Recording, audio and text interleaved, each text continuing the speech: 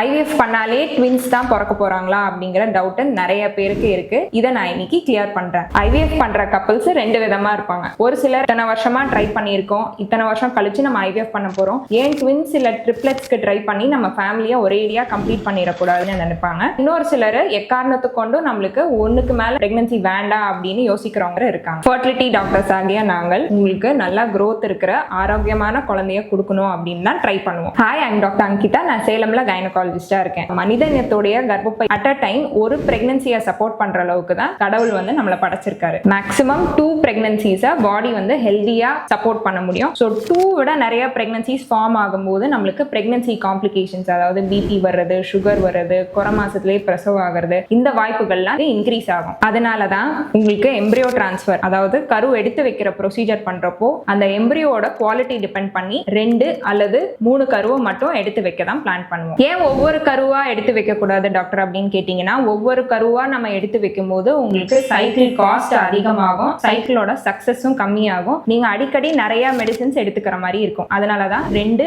அல்லது 3 கருவா எடுத்து வைக்க நாங்க எப்பயுமே பிளான் பண்ணுவோம்.